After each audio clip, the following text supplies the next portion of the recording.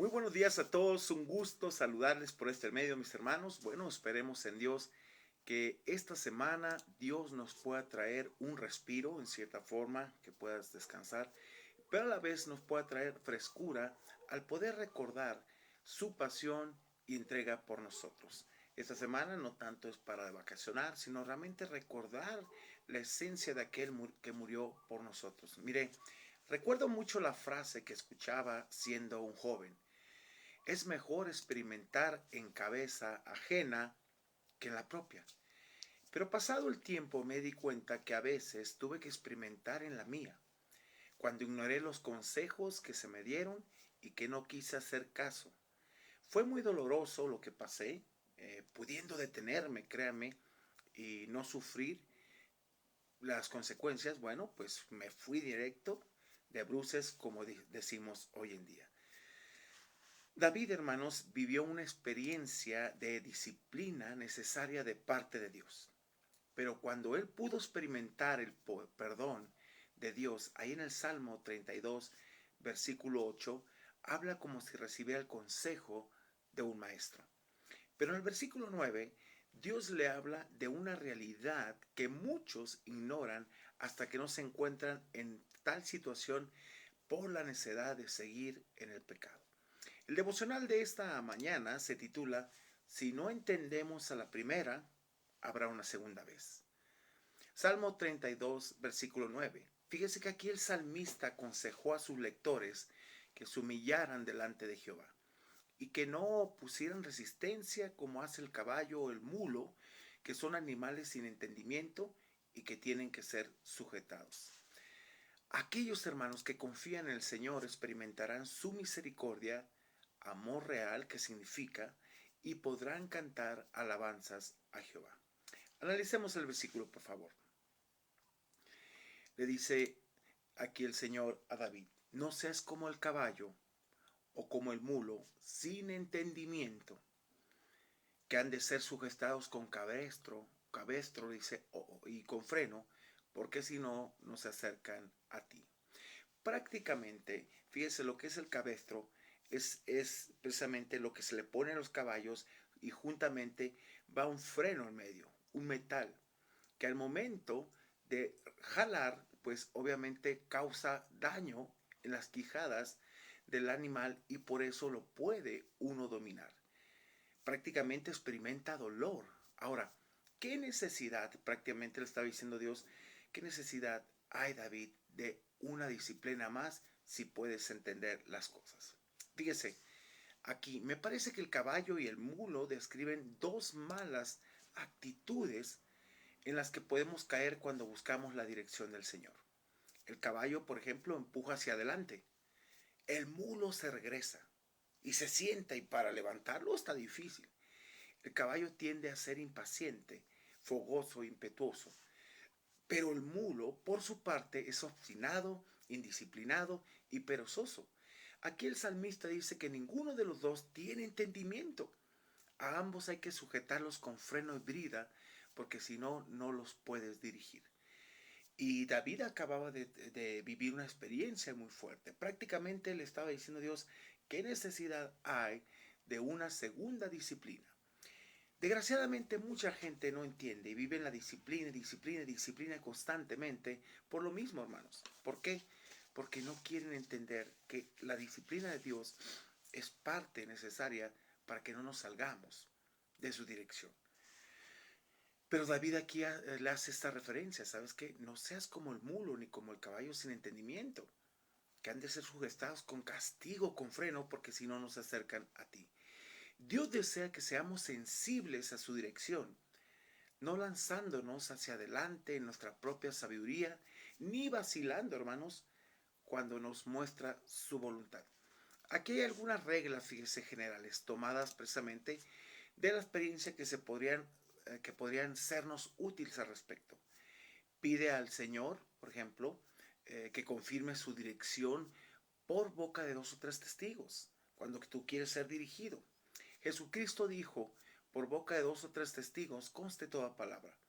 Podemos incluir entre estos testigos algunos textos de la Escritura, el consejo de otros cristianos y la manera maravillosa en que Dios hace que las circunstancias coincidan. Y buscar la dirección constantemente en nuestras vidas. No irnos simplemente por caminar a la ligera sin tomar la dirección de Dios. Si puedes tener la dirección de su voluntad por dos o tres indicaciones distintas, no tendrás ninguna duda o recelo. Ahora, si buscas la dirección de Dios y no aparece, esto significa que la voluntad de Dios para ti es que permanezcas donde estás.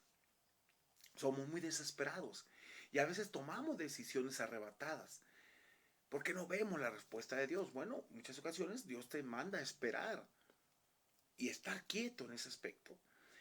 Espera hasta que la dirección sea tan clara que rechazarla sería una clara desobediencia.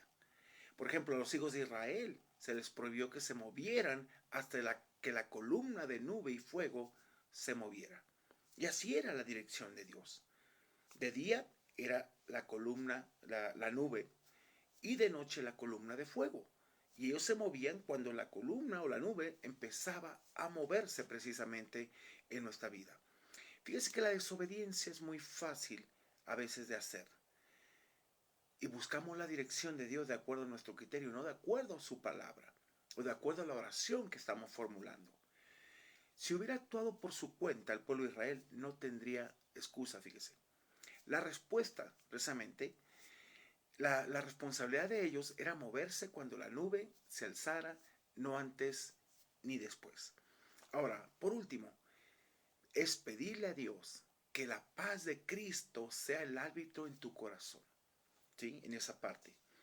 Señor, dame paz para saber que es tu voluntad. Yo recuerdo que cuando Dios me llamó al ministerio, yo tenía 28 años. Y recuerdo que en cierta forma tenía todavía temores de algunas cosas. Dios me había confirmado a través de las circunstancias, a través de los hermanos, que era el tiempo de prepararme. Pero tuve temor. Y recuerdo que mi primer seminario al cual yo iba era Río Grande. Ya tenía visa, papeles, todo. Y tuve temor por la situación de, pues, ¿qué voy a hacer? ¿Cómo voy a vivir en mi falta de experiencia? Pero recuerdo que esa puerta, pues, prácticamente la dejé ir. Pero el siguiente año Dios me abrió otra puerta en la cual ya no pude resistir su voluntad y me decía el pastor, es tiempo, Robero, de que entiendas y te vayas y te prepares. Y Dios me abrió puertas en el seminario bíblico aquí en Puebla y me dijo, en 6 meses te vas, prepárate. Wow, fue un reto tremendo, pero tuve que obedecer y no ser como el mulo ni el caballo. Estar aferrándome a que no es que de qué voy a vivir, me voy a ir allá a estudiar, voy a hacer esto, pero obedecí la voz de Dios y pude entender muchas cosas. Por eso es importante.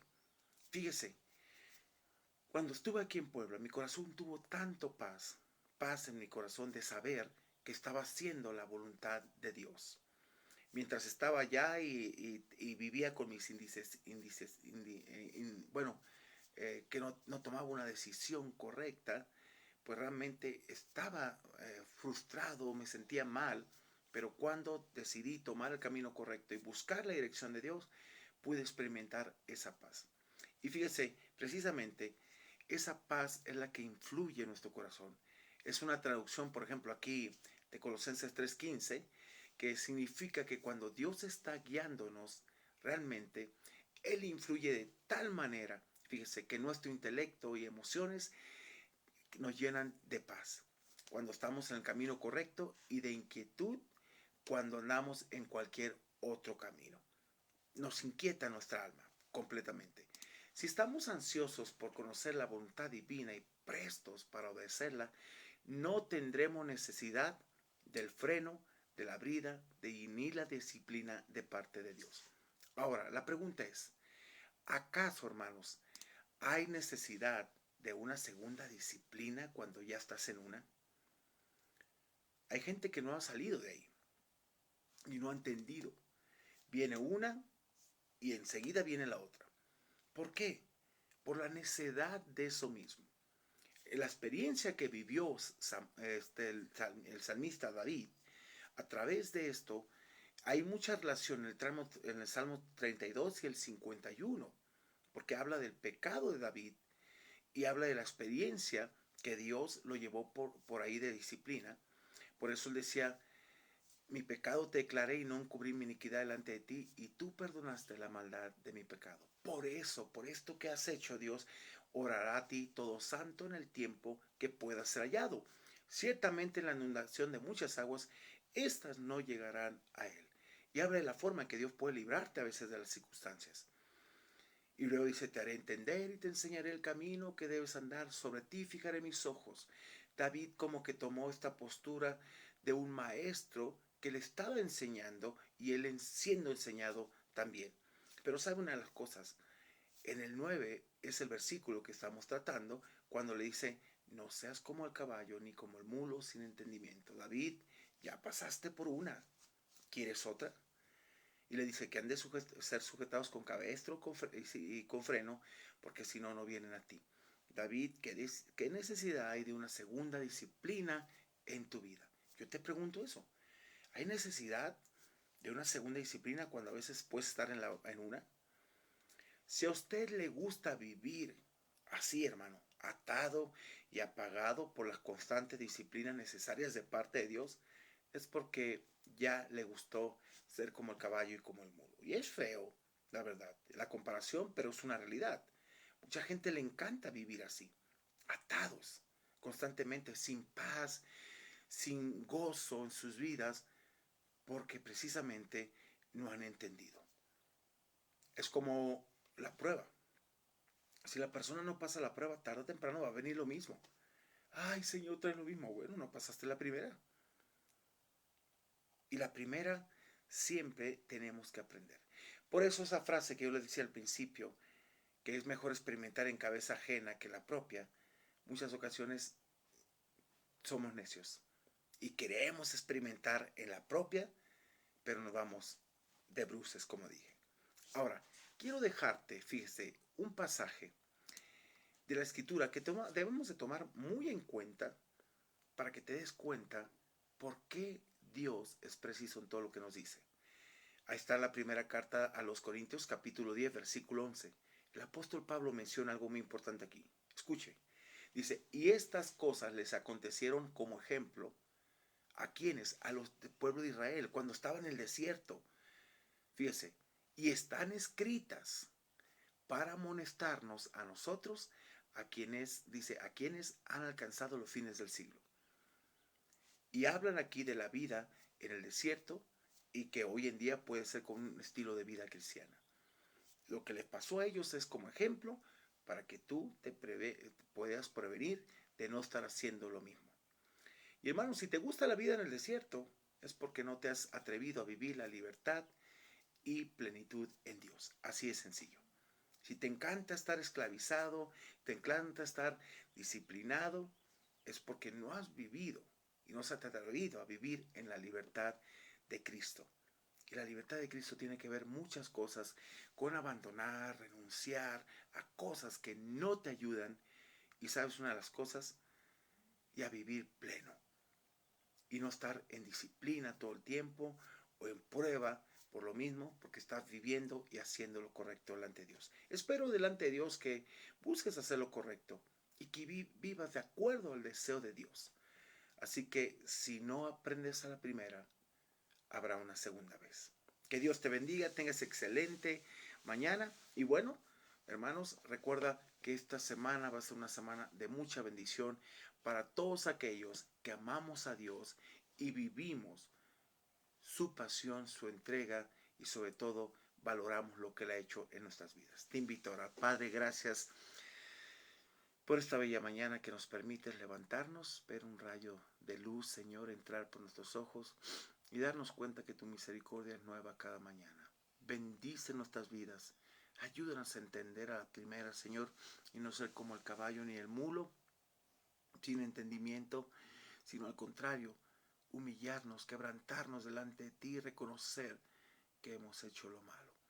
Padre, tú eres un Dios de amor, de misericordia, un Dios que perdona, que olvida y sepulta nuestros pecados y que debemos de vivir este tiempo y esta semana recordando lo que hiciste en la cruz del Calvario y sobre todo, no es el hecho de celebrar la resurrección, sino vivirla cada día. A ti sea la alabanza y la gloria en el nombre de Cristo Jesús. Amén. Amén. Bien, quiero invitarles el jueves a las 7 de la tarde, ya en lo que es en nuestras instalaciones, a lo que va a ser el servicio en memorial de nuestro Señor. Precisamente vamos a celebrar lo que es la Santa Cena, a la usanza judía, explicando con los elementos que son de la usanza judía, y obviamente dentro del servicio celebrar la Santa Cena. Es jueves a las 7, informes, y también viernes a las 7, nuestro servicio acerca del Vía Cruz y de nuestro Señor Jesucristo. Y bueno, es a las 7 de la tarde.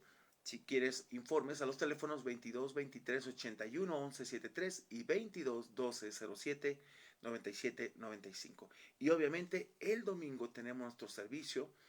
Y más que hablar de la resurrección, hermanos, es hablar de un tema que te tiene que poner a pensar en esa parte.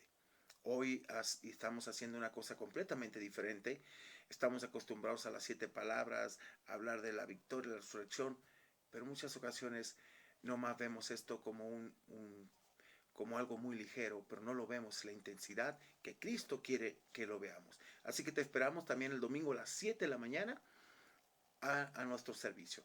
Que Dios te bendiga, excelente mañana, incluye a Dios en todo lo que hagas y bueno, te vemos mañana si Dios nos permite con un devocional para el alma y bueno, en la tarde celebrar este tiempo de pasión con nuestro Señor Jesucristo.